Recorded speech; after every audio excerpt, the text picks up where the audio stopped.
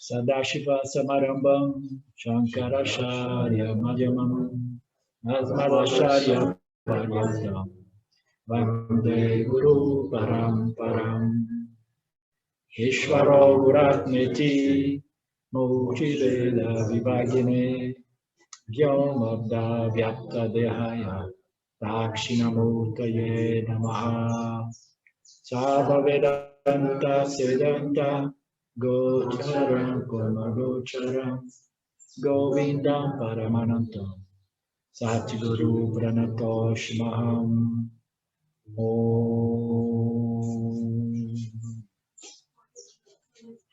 Om Shanti, Shanti, Shanti Om. Namastê. Bem-vindos todos à nossa classe de Panchadasa. Ainda desdobrando, né, a parte do texto referente aos benefícios do autoconhecimento, né, os benefícios desse conhecimento do Vedanta, da assimilação desses conhecimentos do Vedanta.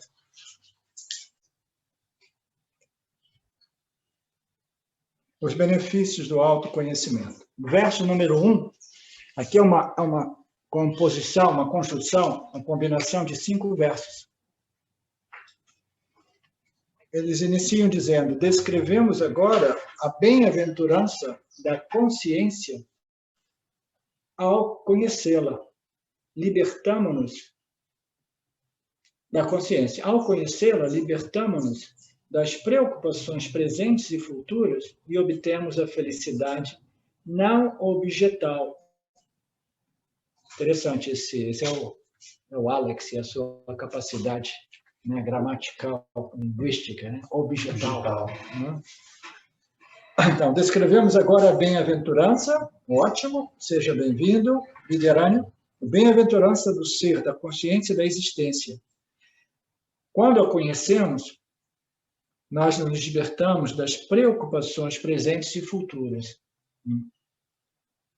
Por que a gente se preocupa tanto com a vida? Né? Senso de inadequação. A gente se preocupa com a vida porque nós estabelecemos a nossa identidade equivocadamente no corpo e da mente.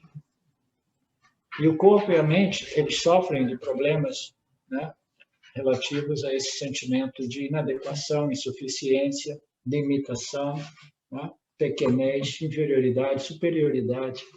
Né? O complexo corpo-mente, ele sempre se sente, né, não ok. Né? Então, esse conhecimento intelectual equivocado faz com que nós vivamos sempre sobre esse efeito da preocupação, a preocupação a respeito daquilo que está ocorrendo e aquilo que possa ocorrer no futuro. Né? Porque essa identificação do corpo como corpo, na mente como a mente, né, inevitavelmente faz com que a gente tente controlar nossas experiências, a experiência do corpo-mente. Eu sou corpo-mente, então eu tenho que controlar o campo, controlar as minhas experiências, e isso, como a gente sabe, como eu muito frequentemente digo, é uma missão impossível. Né? Missão impossível é uma missão que você assume, né, com base numa apreensão, né, errônea de que eu realmente possa controlar o campo das experiências, controlar as minhas circunstâncias, né, os objetos que Ishvara me apresenta. Mas através do estudo do karma, dharma, a gente compreende que o jiva não tem controle sobre o campo. Portanto, essa preocupação de tentar controlar o presente e o futuro é um esforço inútil, destinado somente do ponto de vista de crescimento espiritual, destinado a simplesmente esgotar, exaurir o indivíduo até que ele compreenda que uma missão impossível é uma missão impossível. Né? Se é impossível, para que eu vou ficar me desgastando, tentando controlar o campo das experiências, se eles são sobre o domínio de Ishwara, né? Então, essas preocupações futuras, presentes, elas desaparecem quando nós desenvolvemos este conhecimento espiritual. E lembremos que o conhecimento espiritual ele é completo quando ele é o conhecimento a respeito de Satya e Mithya, e não somente de Satya, né? O conhecimento de Satya e de Mithya, de modo que a gente pare, não fique insistentemente tentando o impossível, que é o controle das experiências. O que é um yogi? Um yogi é um indivíduo que é tão determinado que falou assim, eu não quero saber, eu vou controlar a minha experiência. Eu não vou permitir que a minha mente, o meu intelecto, se submeta a todas essas constantes variações de experiências. Eu vou controlar a minha experiência. E o cara é tão determinado que ele controla. Né? Ele controla, ele estabelece um objeto de experiência chamado silêncio, chamado paz, vazio, entendeu?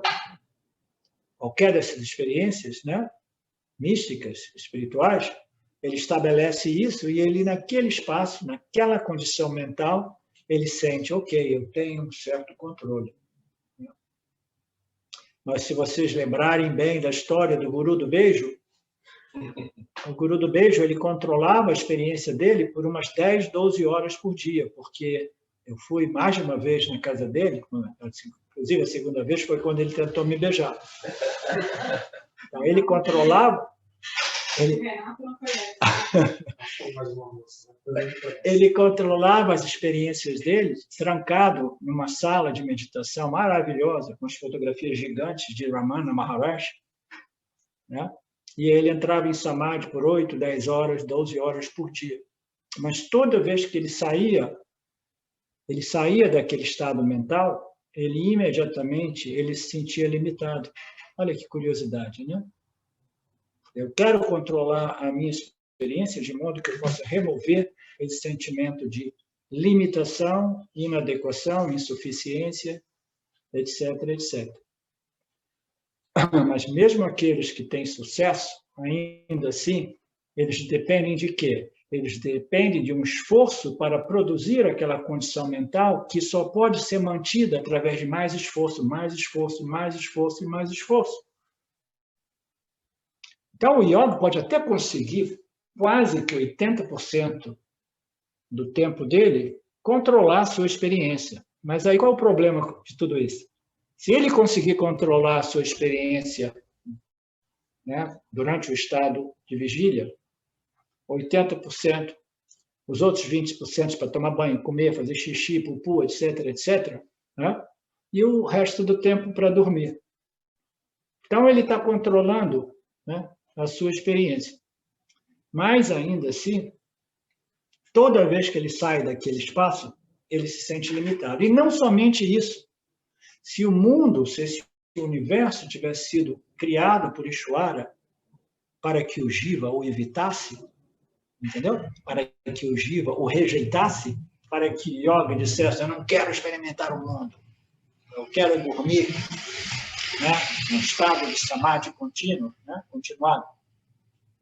Mas por que Ishwara criaria o mundo se o indivíduo, no final das contas, diz assim, não, o mundo é um problema e eu quero evitá-lo, né? Além do fato de que não é evitável ao 100%, porque até mesmo as pessoas com essa tendência ao samadhi, esse samadhi ocorre muitas vezes, né, quando a gente menos espera, e dependendo das variações das nossas energias, a gente talvez nem consiga entrar no samadhi.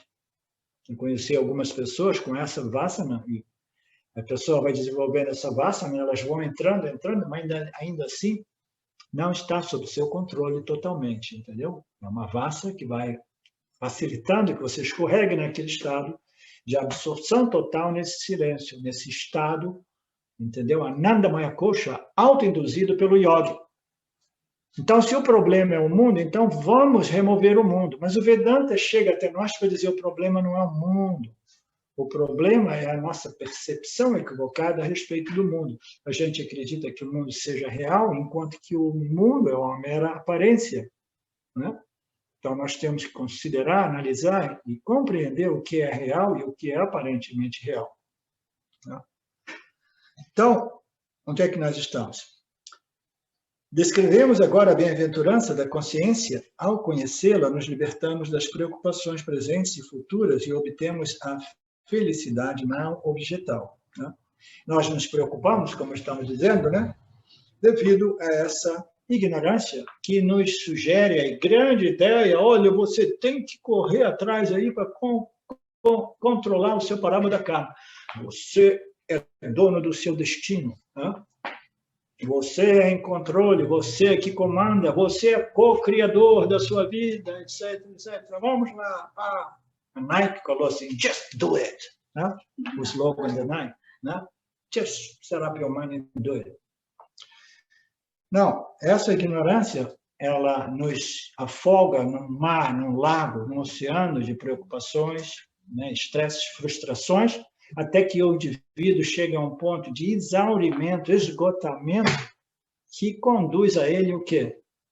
A compreensão de que não é por aí. Por isso que a gente diz que, no final das contas, Samsara também é uma escola. Samsara é uma escola. Mas que escola é essa? Ele vai pegar o jiva, vai fazer ele ralar, até ele compreender que nenhuma ação irá resolver essa problemática existencial humana, somente a compreensão. Então, as práticas de yoga são ações, entendeu? Ações mentais, com o propósito de produzir um resultado, e esse resultado é uma experiência de silêncio profundo, entre outras experiências espirituais. As escrituras dizem: um conhecedor da consciência se torna consciência e vai além da tristeza. As escrituras também dizem que consciência é bem-aventurança. Uma pessoa torna-se bem-aventurança através do conhecimento da consciência bem-aventurada, e de nenhuma outra maneira, exatamente o que eu estava comentando. Então, vamos devagar aqui. Um conhecedor da consciência se torna consciência. Essa é uma passagem importantíssima. O que é um Jnani? O Jnani é um indivíduo, um jiva aparente, é um indivíduo que compreendeu que ele não é realmente o Jiva Atma, mas ele é Paramatma. Ele compreendeu que ele não é a construção corpo-mente, mas ele é a consciência, a pura consciência. Ok? Então, o que é um Jnani?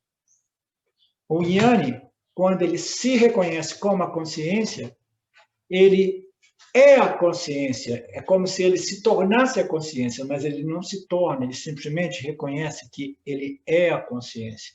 O Jiva se dá conta que o Jiva não é realmente um Jiva. O Jiva é o reflexo da consciência, que fundamentalmente é a luz da consciência, ok? A essência do Jiva Atma é a consciência, ok?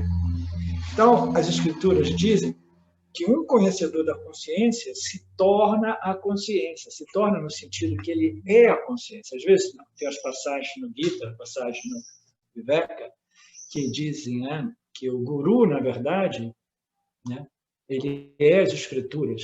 O Guru é Ishvara, é Brahman, é o professor é a consciência, porque ele se deu conta que ele é a consciência. Então, o Guru, quando ele se apresenta, como James costumava dizer, ele bota o chapéu de Guru, ele não é o Guru, entendeu? Ele é a consciência, porque ele sabe que ele é a consciência. E quando ele se apresenta para desdobrar os ensinamentos sobre a consciência, ele é a consciência, entendeu? Isso é uma coisa, às vezes, que as pessoas se confundem, porque existem dois aspectos da existência do guru, do professor. Uma é com chapéu de guru e outra é com chapéu de amigo. No chapéu de amigo, o guru tem uma personalidade com suas características, ele é mais equilibrado, é mais sábio, mas ainda assim ele aparece como um indivíduo, uma pessoa, um jiva. Mas quando ele se apresenta como propagador das escrituras, ele já não é mais um indivíduo, ele já não é mais o jiva, ele é o quê? O guru. Ele é Ishvara, no sentido que ele é as escrituras. As escrituras foram reveladas por Ishvara para os jivas, e o Ishvara a necessidade de um medium, de um instrumento através do qual essas escrituras sejam transmitidas. Vocês pensam que eu estudei Vedanta toda a minha vida? Eu sempre fui um estudante meio, como se diz? Relapso, rebelde. Sabe aqueles estudantes que estudam no último momento, antes da prova? Foi assim que eu me formei, né? Mas por que Ishvara me utiliza como instrumento de propagação? Porque o Ishvara achou que não, esse cara aí eu vou conseguir botar as palavras na cabeça dele e ele vai começar a blá, blá, blá, esse Vedanta. Entende? O Guru é simplesmente um instrumento de Ishvara para passar adiante, senão vira elefante. Você lembra dessa? Você tem que passar adiante. Quando Ishvara designa o indivíduo, né? Ele diz assim, não, você foi designado para passar adiante essas escrituras, que não é uma ambição pessoal. Por isso que se diz que o melhor professor é aquele sem ambição de querer ser guru, entendeu? Ishvara nos faz guru se ele encontrar um instrumento apropriado. Então, o guru, o indivíduo que sabe que ele é Ishvara, que ele sabe que ele é Brahman, ele é como se ele se tornasse, ele conhece. Quando a gente diz conheça você mesmo, conheça o ser, conheça a consciência, né? A gente sempre corrige essa afirmação, dizendo conheça a consciência como você mesmo. Né? Porque se a gente diz conheça o ser, conheça a consciência, a gente está em qual situação? A gente está numa situação de dualidade. Existe o Jiva tentando conhecer objetivamente o ser. Mas qual é a dificuldade aí? É que o Jiva já é o ser. E ele não pode se dividir na metade e dizer que essa parte de mim vai conhecer a outra metade de mim mesmo como ser. Né? Então, nós precisamos de compreender que compreender a consciência só é possível compreender que eu sou a consciência. Aquele que conhece a consciência é a consciência e ele tem essa convicção de conhecimento. Eu sou a consciência e nada pode realmente me afetar.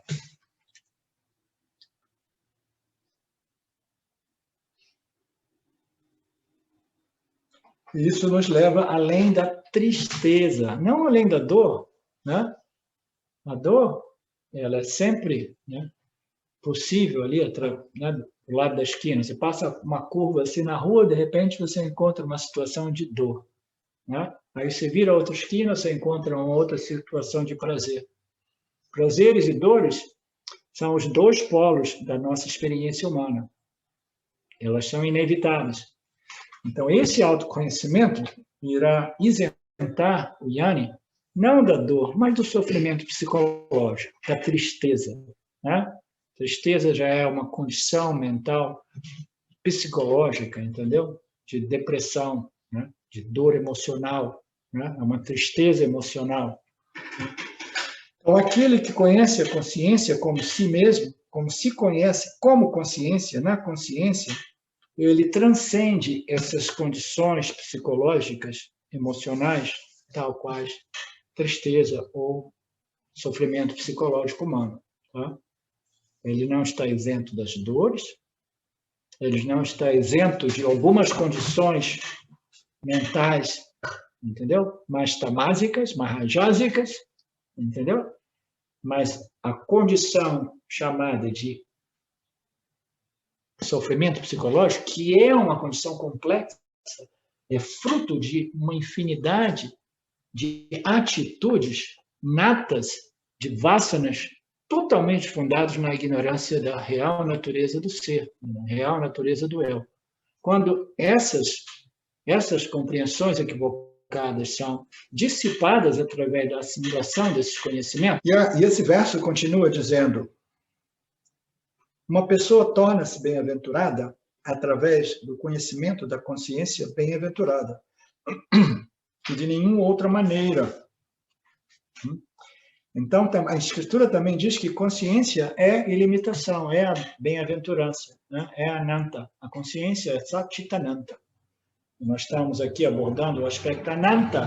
Tem alguém com muito sono hoje? Depois do almoço é normal ter sono. Né? Vocês fiquem à vontade de tomar um cafezinho se alguém começar a dormir.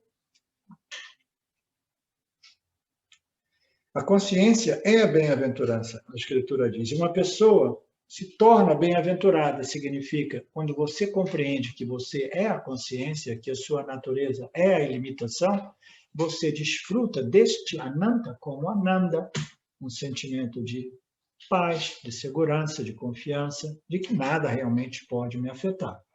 Né? Pode afetar o corpo, pode afetar a mente, né? Mas jamais vai afetar aquilo que eu sou em minha natureza absoluta. Né? A gente pode pegar uma barra de ouro e converter em diversos ornamentos de ouro. E esses ornamentos podem ser destruídos através do calor, derretidos, e reconstituídos em outros nomes e formas. Né? Então, qual é a natureza desses ornamentos? A natureza é aquilo que não pode ser destruído, entendeu? Por nenhuma manipulação de mítia. O Ishvara continuamente, ele continua convertendo os elementos que constituem o Jiva, as vasanas que constituem o Jiva, ele continua, né, derretendo e reconstituindo com outro complexo corpo-mente, de novo e de novo e de novo.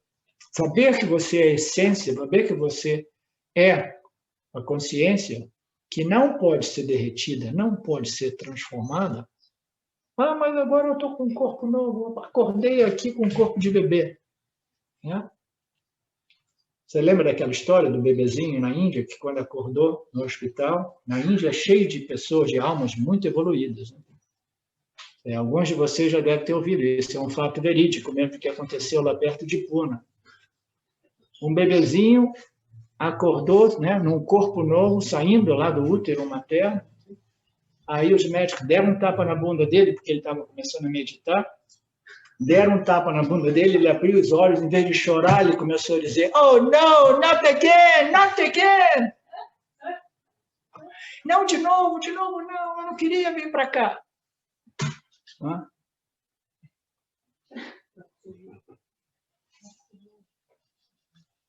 Essa bem-aventurança, ela é simplesmente o subproduto da compreensão da minha real natureza como ananta, ilimitado, um sem nada além de mim mesmo. Tudo é somente esse um, tudo é somente a consciência, a existência infinitamente não limitada. Essa é a única realidade, e essa convicção de conhecimento faz com que o intelecto humano finalmente relaxe. Relaxe, apesar de tantas adversidades que, eu costumo dizer, é uma felicidade, uma satisfação quase perfeita. Entendeu? Porque o Jnana, simplesmente, ele tem uma força mental e emocional muito maior para lidar com os choques da vida. Mas ainda, de vez em quando, ele dá umas balançadas, mas ele se recompõe rapidamente, porque o conhecimento é aquilo que é sempre presente para atenuar os impactos do campo. Entendeu? Essa é a diferença. Né? Vocês lembram de Cristo na cruz?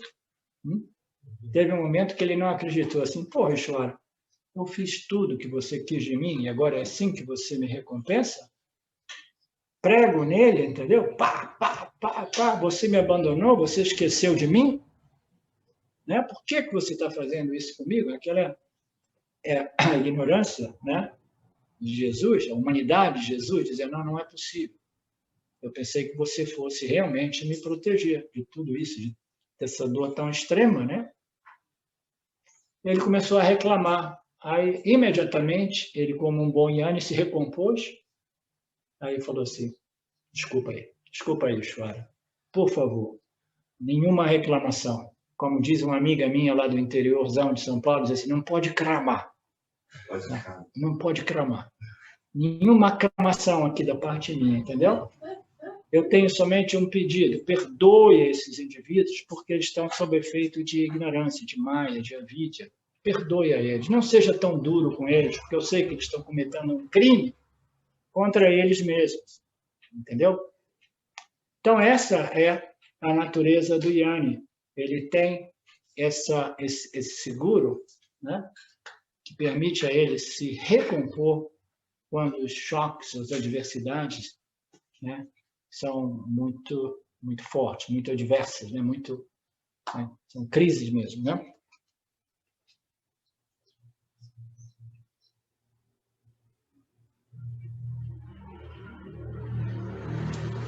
E o indivíduo, ele se torna Ananta quando ele conhece a sua natureza como Ananta. E é através do conhecimento da consciência Ananta. E de nenhuma outra maneira. Isso significa que este Ananda que nós queremos desfrutar em nossas vidas, somente é possível através do Jnana. Esse é o Ananda que realmente nos liberta. É o que nós chamamos, né, de Jnana Ananta. A Jnana possível, o Ananta possível através desse conhecimento, né, do Jnana. O autoconhecimento bem assimilado, ele vai ser um gerador de satisfação, um gerador de conforto, de paz, né, de equilíbrio, de força mental e emocional para lidar com essa situação do mundo, né, em geral. Né?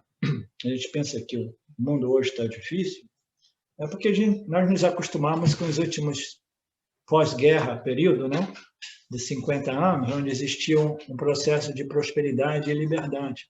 Mas se a gente for viajar no tempo, a gente vai ver que existia tanta injustiça, tanta opressão, tanta escravidão, né, tanto sofrimento, né, os opressores, os dominadores sempre, né, dominados pela ignorância, né, oprimindo, controlando, injustiçando, escravizando, né, torturando, né?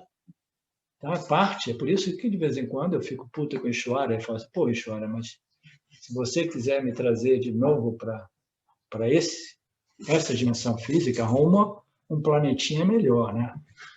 Porque esse aqui, meu Deus do céu, né? A gente vem aqui realmente para esgotar muito papas, né?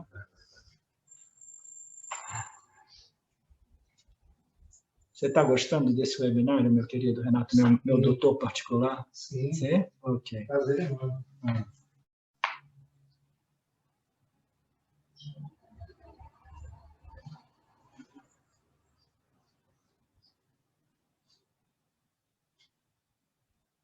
Estabelecido na consciência como consciência, o Jnana fica destemido. Destemido, que legal essa palavra, né? Essa palavra. Destemido. Destemido é um indivíduo que não é movido por medo. Né? Ele não faz coisas, entendeu? Simplesmente movidos por motivação, ou medo. Né? Não, ele não é um covarde, ele não é um medroso. Né? Ele já não sofre de medos, né? Desejos e medos. Ele não é movido por desejos. A gente sabe que desejo é um medo positivo. Eu desejo o que eu desejo para evitar alguma coisa que eu temo. Né? E eu temo, e o temor, o medo, é um desejo negativo. Né? Eu temo, é um desejo de evitar alguma coisa. Né? Então, ele não é movido nem pelo desejo, nem pelo medo. E aqui, Vidyaranya enfatiza o fato de que a pessoa, o indivíduo, ele vive uma vida destemida, né? Compreendendo que o Prarabdha karma do indivíduo ele vai ser desdobrado segundo essa ordem kármica, independentemente, né, dos nossos gostos e desgostos. Ele compreendeu que a gente não pode mudar aquilo que é impossível de ser mudado, né? Que é os nossos sanchitas, e a manifestação dos nossos sanchitas karmas como o Prarabdha karmas. Isso a gente não tem controle, né? E ele compreendeu também que tudo isso, né, corresponde a essa ordem de realidade aparente, onde eu exercito a minha personalidade secundária, o meu jiva aparente. Entendeu? Então, isso é parte de uma ordem de realidade aparente, né, manifesta como matéria. Quem vê aqueles que veem diferenças, né, entre os nomes, cores e formas, não está estabelecido na consciência como consciência. Que é aquele que está estabelecido na consciência como consciência, ainda, apesar de ver as diferenças de nomes, cores e formas, Betânia não é a Carmen, e vice-versa, né?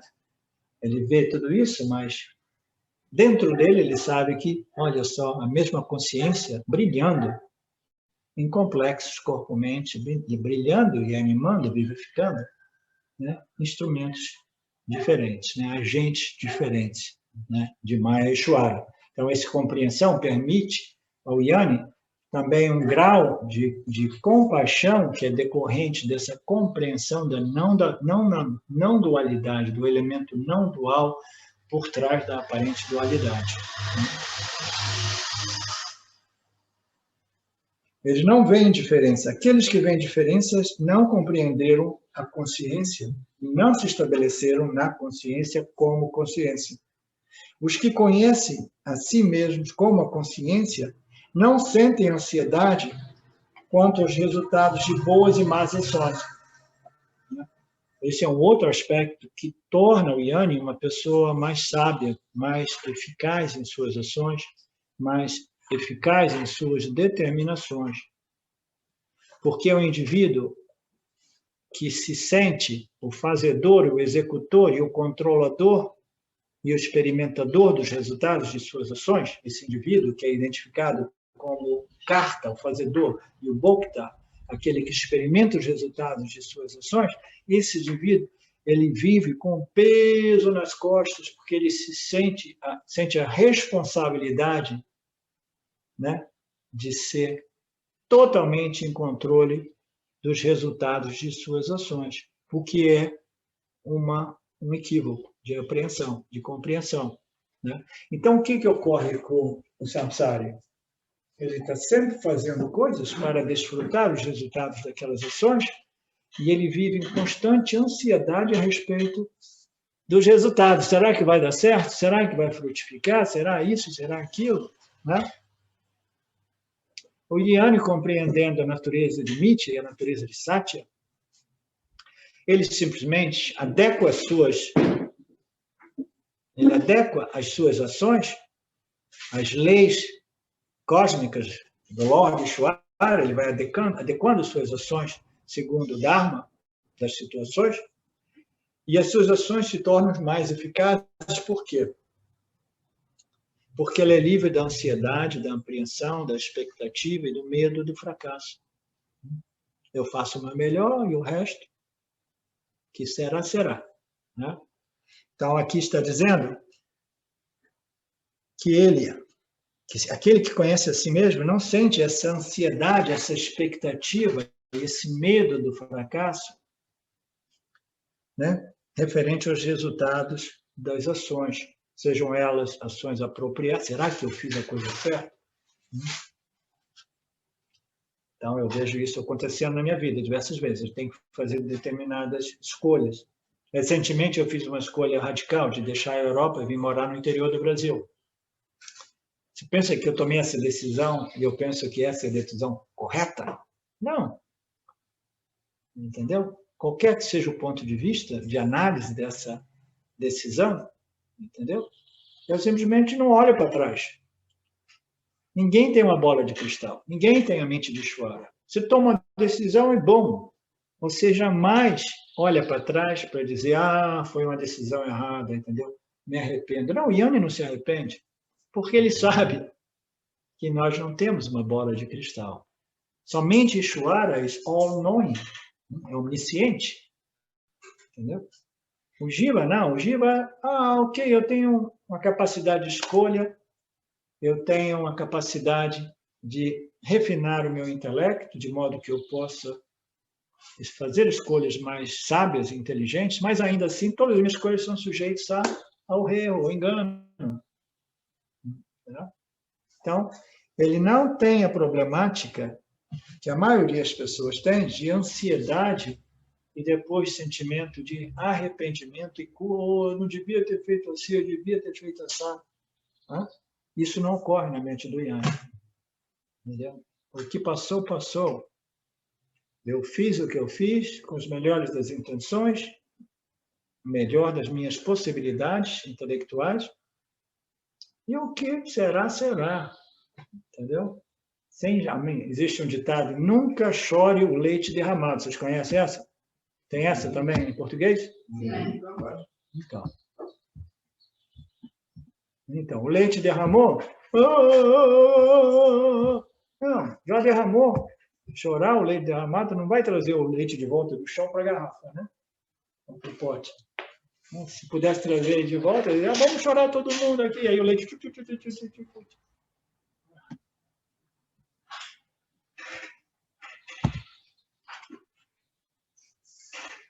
O autoconhecimento elimina a dualidade, remove medos e desejos que obstruem a bem-aventurança sempre experienciada do ser.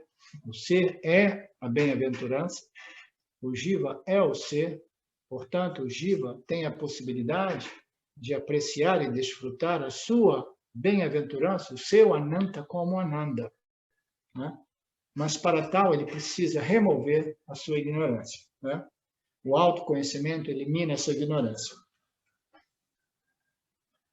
Verso 6. Para os autorrealizados, aqui eles colocaram iluminados. Iluminados é uma palavra que nós, do Vedanta, né, nós evitamos. Eu nunca ouvi o Swami Paramarthananda, por exemplo, usar essa palavra, entendeu? Enlightenment, ou de repente algumas vezes, sim. Eu detesto essa palavra, porque ela é muito enganosa, entendeu? Ela dá a impressão de que nós estamos na escuridão e que o auto-reconhecimento seja uma iluminação, uma luz que se acende, aí você tem essa aura de luz, né? Aí você fica assim, olha o quanto radiante eu sou, olha o quanto iluminado eu sou. Não. Nós somos a luz, né? Aquele dia que eu tive uma briga com meu filho lá no restaurante, ele veio, e você não é iluminado? Ele estava piradinho. Aí eu falei, agora eu vou pirar ele mais ainda. Eu falei, não, eu não sou iluminado. Eu sou a luz que faz as pessoas se sentirem iluminadas. Eu sou a luz que faz as pessoas pensarem que elas se iluminaram. Ele fala assim, meu Deus, o cara pirou de vez. E é excludente também, né? Sim. Dá a impressão que você tem, no mundo você tem poucas pessoas iluminadas e as pessoas são apagadas. Né? Exatamente. Não é verdade. Não é verdade.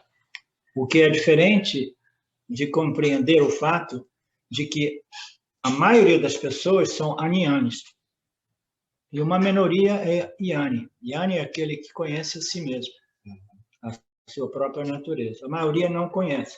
E para conhecer, nós precisamos desenvolver uma mente mais pura, mais refinada, e nos associarmos às escrituras védicas, às escrituras do Vedanta. Então, isso pode e deve ser dito. Mas é diferente de dizer, não, você não é filho de Deus porque você não tem luz. Todos nós somos frutos dessa luz, mas a nossa consciência está sobreposta com muitas rajas e tamas e muitas noções equivocadas a respeito, entendeu? Da nossa experiência humana e a respeito de Deus, né? E nossa natureza. Sim, Betânia? Eu ia falar, o quanto é importante as palavras mesmo, né? Porque esse iluminado, que você está falando, dá até uma impressão de que você tem sorte se você é iluminado, né? E quando você fala do Yanni, que tem que se qualificar, tem que entrar em contato com as escrituras, tem que fazer o seu trabalho, né? Parece até na lei universal justo. É justo que seja assim. Né? Porque o outro parece que é sorte, sim, ao acaso. Não somente, ele permanece ao alcance de todos nós, dependendo dos nossos esforços. Exato. Agora, essa história da iluminação mística, como se fosse um raio que, por acaso, né, vem, cai na sua cabeça e te acende, entendeu? Ou na presença de um guru cheio de Shakti, que quase sempre é criado pelo grupo, entendeu? Aquela energia possa iluminar o indivíduo. Se a energia do guru iluminar o indivíduo vai desiluminar depois que ele abandonar a companhia do guru. Porque a iluminação, nesse sentido, não existe. O que existe é a compreensão ou a ignorância a respeito da sua real identidade como a luz da consciência. E isso só é possível através do jnana, né? Da compreensão. Para os iluminados, bom e ruim são projeções da ignorância. A ideia, eu quero isso, esse foi uma parábola da karma bom, isso foi um resultado bom, né? Foi a coisa certa, né? Coisa certíssima. Eu lembro, de vez em quando, o meu passado vai flashing na minha mente e eu fico lembrando das coisas interessantes. Agora eu me lembrei de uma coisa assim, eu estava lá em Hamburgo, na Alemanha, e tinha uma amiga minha que me hospedou e ela tinha ido para Pune, para a Índia, para visitar o Ashram. Eu estava lá para trabalhar e ganhar dinheiro para poder voltar para o Ashram. E ela estava numa indecisão, vou para Pune ou não vou para Pune? Vou para Pune ou não vou para Pune? Vou para Pune. E você sabe como é que são os alemães, né? Os alemães são, quando eles entram nessas coisas, de sim ou não, sim ou não, sim ou não, eles podem ficar, né, discutindo, né, internamente com eles os motivos para o sim e os motivos para o não, por um mês antes de ir mesmo, entendeu? Aí ela foi. Aí quando ela voltou, eu perguntei como é que foi a história lá. Ela virou para mim e disse assim, foi a coisa certa de fazer. Olha que loucura, né? Foi a coisa certa de fazer. Né? Para o jnana, não existe a coisa certa ou errada, bom ou ruim, entendeu?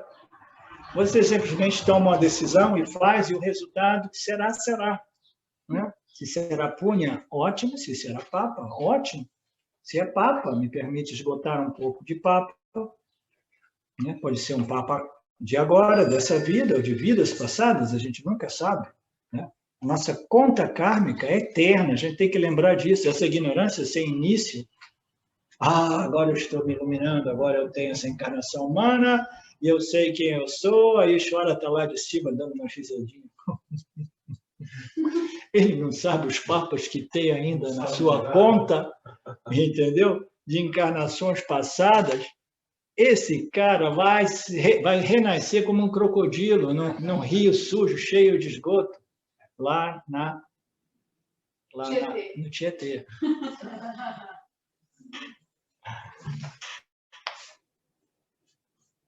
Não existe bons karmas e karmas negativos. Tudo isso são projeções ou antecipações ou expectativas produzidas pela essa ignorância espiritual. Quando a consciência é realizada como sendo o seu próprio ser, todas as dúvidas sobre a natureza da pessoa se dissolvem. Todas as dúvidas a respeito da natureza da pessoa se dissolvem. Você já notou que a gente, toda uma vida, antes de nós chegarmos a esse conhecimento, uma vida, a vida de todos nós, é uma constante redefinição daquilo que eu sou. Sim. Tá? Eu sou uma filha, eu sou uma namorada, eu sou uma esposa, eu sou uma profissional, eu sou uma mãe, eu sou uma filha. Agora eu me formei em advocacia, entendeu? Agora eu me aposentei, eu sou um aposentado. A gente está sempre nos definindo, né, com base nas nossas experiências. Né? Então, a vida nada mais é do que um esforço alucinante para nos definirmos. Toda vez que a gente encontra um otário, a gente pega o otário e fala, vem cá que eu vou contar a minha história para você, vou dizer exatamente o que eu sou e quem eu sou. Vocês conhecem essas pessoas chatas? Essas pessoas que querem contar tudinho que os define, né? Eu sou isso e isso por causa disso, porque eu fiz isso, e depois eu virei isso, virei aquilo, papapá. Né? Esse é o meu profile, esse é o meu resumé, né? A minha biografia, esse é quem eu sou. Aí você encontra a pessoa depois de 5 anos e joga fora aquele resumé, aquela bio, porque agora eu tenho uma outra definição de mim mesmo. Né? Então, quando a consciência é realizada como aquilo que você realmente é, todas as dúvidas e confusões a respeito da definição de si mesma são resolvidas. Elas se dissolvem. Né? Você sabe quem você é. Você realizou quem você é sem nenhuma sombra de dúvida. Você não é um engenheiro, você não é eletricista, você não é o pai, você não é o Yanni. Né? Então, a pessoa, quando ela sabe qual é a sua natureza, todas as dúvidas se dissolvem. Esse é o conhecimento firme, livre de qualquer dúvida. E a necessidade de agir como meio de se preencher, de se completar, né? Se resolver, né? De se estabelecer, né? De pacificar-se, tranquilizar-se, né? As ações movidas por esse desejo de se tornar, de se melhorar, de se tornar alguma coisa, elas cessam.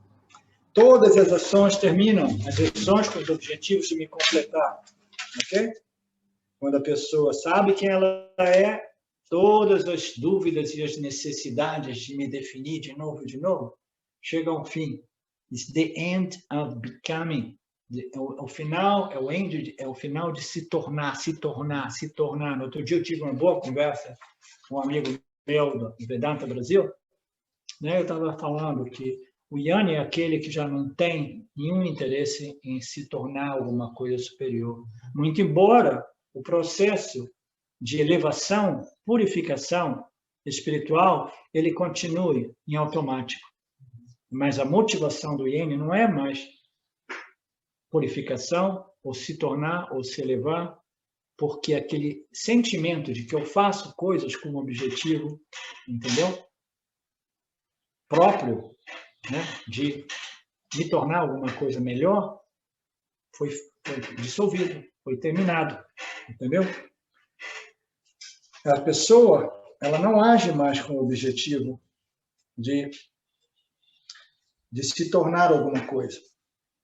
Todas essas dúvidas se dissolvem e a necessidade de agir como meio de me tornar uma coisa melhor, mais pura, termina. Ao nos reconhecermos como consciência, nós nos tornamos imortais, porque o nascimento e a morte não existem para a consciência. Então, quem é que não quer tomar o elixir da imortalidade? Você já ouviu falar do elixir da imortalidade? Você que faz parte dessa sociedade? Né?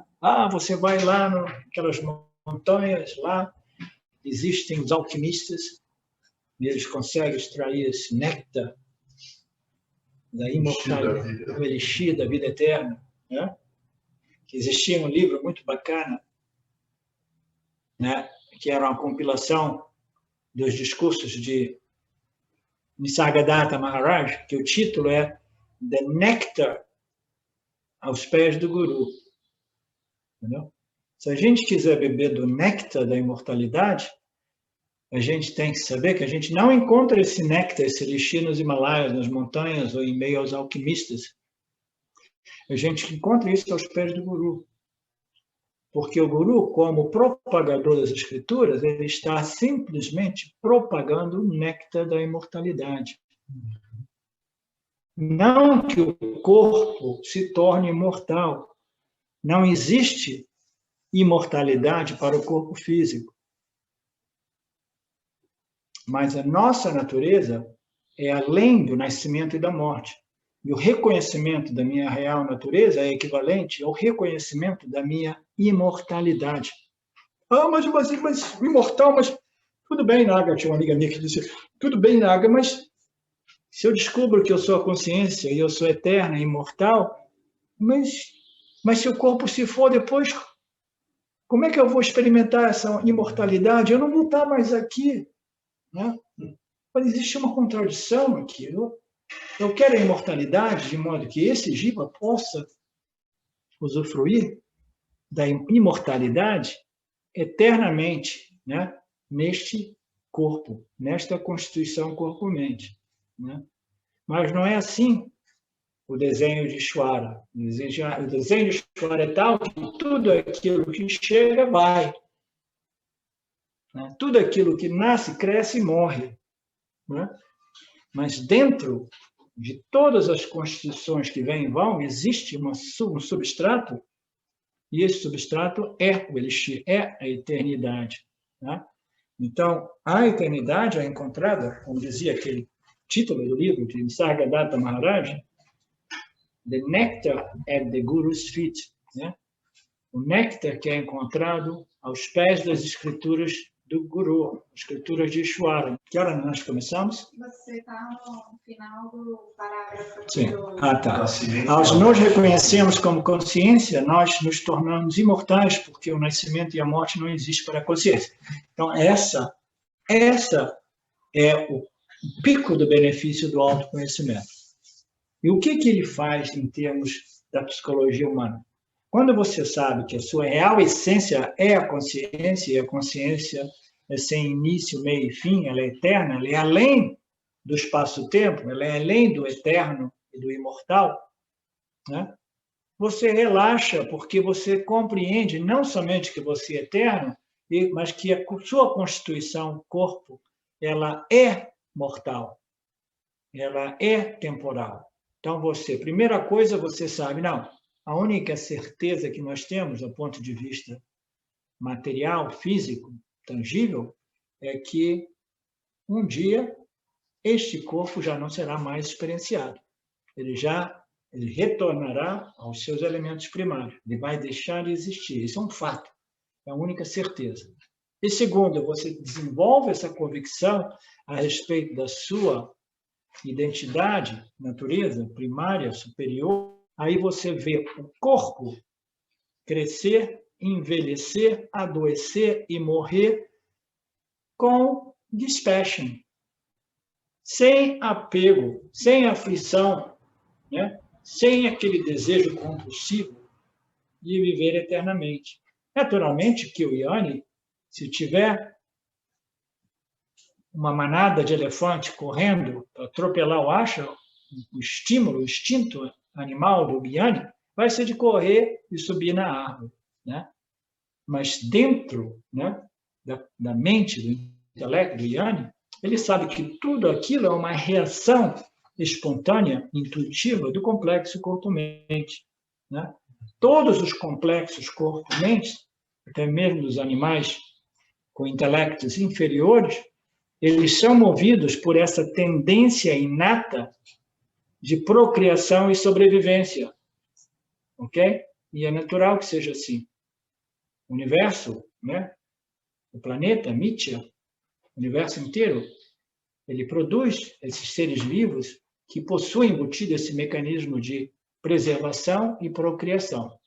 Existem outros mecanismos interessantes também. Vocês já ouviram falar de uma criatura? Eu ouvi falar uma vez de uma criatura. Ouviram falar de um animal, que eu fiquei sabendo, uma criatura que tem embutido um senso de Dharma intuitivo, né? Embutido mesmo, inconsciente, mas tão profundo, que quando a população deles começam a crescer além daquele equilíbrio, né? Aquele equilíbrio, como é que se diz? Ecológico. Sustentável, o equilíbrio ecológico, etc. O meio ambiente, eles começam a se suicidar. Olha que loucura, né? Então, às vezes, tem alguns mecanismos, né, que até mesmo, entendeu? Eles têm um outro sistema de regulação da população, da espécie, que eles começam a se suicidar se eles começarem a quebrar a harmonia do ecossistema, né? Interessante. Mas, para completar aqui, para a gente tomar um café forte aí e aqui, a imortalidade, ela só é possível através da compreensão da nossa natureza que nunca nasceu e que, portanto, não pode morrer. Tudo que morre tem que ter nascido. A única imortalidade que existe no reconhecimento da natureza nossa, daquilo que nós somos, que nunca nasceu. Osho, quando deixou o corpo, ele pediu para eu escrever, né, no túmulo dele, Osho, né? Nunca nasceu, nunca morreu. Nunca nasceu, nunca morreu. Ele passou por aqui, mas nunca nasceu, nunca morreu.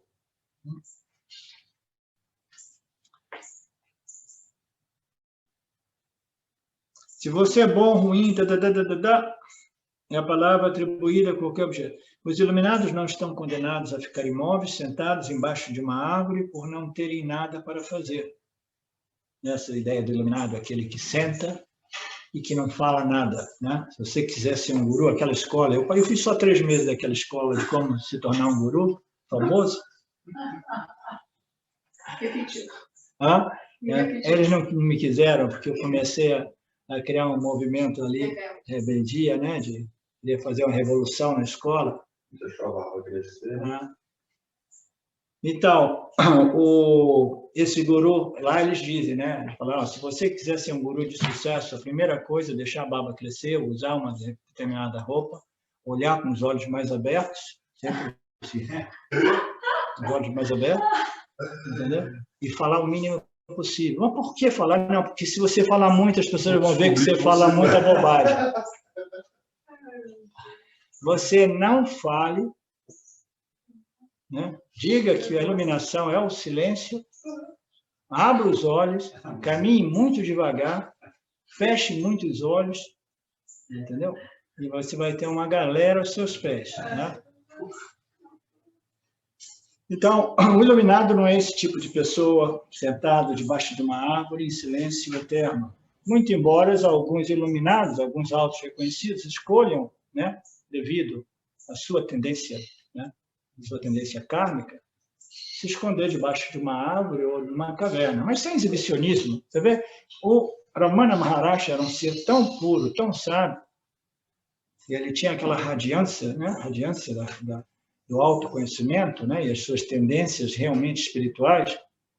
E ele falou assim, putz, eu tenho que encontrar uma caverna de modo que eu possa ficar em paz, que ninguém me enche o saco, né?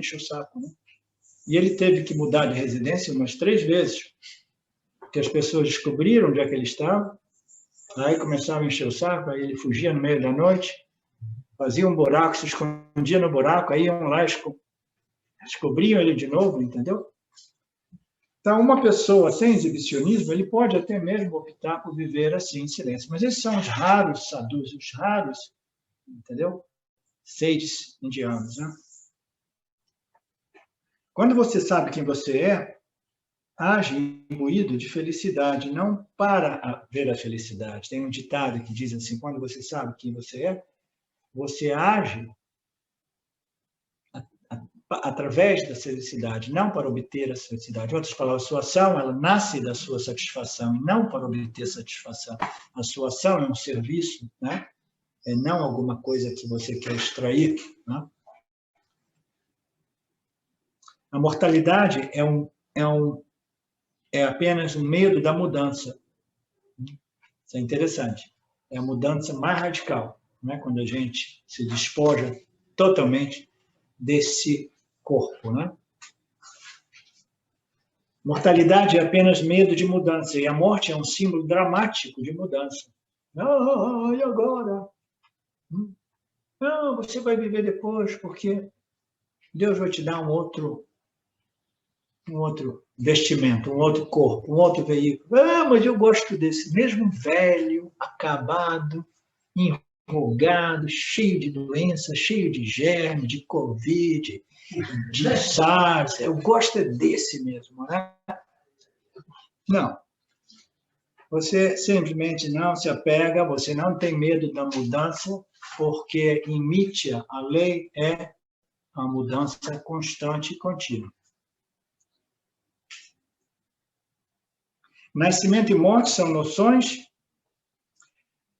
O devir referido neste verso é um devir em termos de entendimento, não em termos de uma transformação literal. Isso nós sabemos, né? A gente não se torna realmente nada, a gente reconhece aquilo que nós sempre fomos e sempre seremos, né? Associados ou não a este corpo físico. Portanto, a ideia de, não, eu quero iluminação, mas eu quero carregar o meu corpinho velho comigo. Né? Não. Isso é contra as leis naturais de Nietzsche. Om Purnamada Purnamidam Purnamudachyate Purnasya Purnamadaya Purnameva Vashishyate Om Shanti Shanti Shanti. Obrigado, Joara. Olá, queria trazer aqui para vocês o quanto eu tenho me beneficiado dos ensinamentos do Vedanta. Esses ensinamentos do Vedanta, eles mudaram a minha vida, o meu estilo de vida, né? A partir de uma compreensão sobre Jagata, o mundo, sobre essa pura inteligência, Ishvara, sobre o Jiva, né? A mente, o funcionamento, sobre a aplicação do Karma Yoga diariamente na vida, o quanto isso beneficia a purificação da mente, né? Para poder daí acessar aquilo que é mais valioso. Aliás, eu diria sem valor estimável, inestimável, né? Uma riqueza profunda, que é a compreensão sobre os ensinamentos de Satya, a consciência, a existência ilimitada que sou. Bom, eu sou uma aluna de Vedanta, desse grupo, Vedanta Brasil, que iniciei a jornada, estou no começo da jornada, mas essa jornada seria impossível sem o apoio diário de um professor qualificado, o professor Arlindo Nagar, nosso professor, que dedica a sua vida, que dedica as batidas do seu coração exclusivamente para o ensino do Vedanta. Ele gosta de usar a frase o coração que se doa recebe. Então ele é esse coração que doa. E aí a minha pergunta e o meu convite é: e você? Tem se beneficiado também dos ensinamentos, da compreensão, da clareza desses ensinamentos que são trazidos para nós? Sim? Se sim, o coração que doa recebe. Então o convite é: se você se beneficia, você pode também fazer uma doação. Essa doação, ela é necessária, apropriada, para a manutenção, né, desse ensinamento vivo diariamente para nós.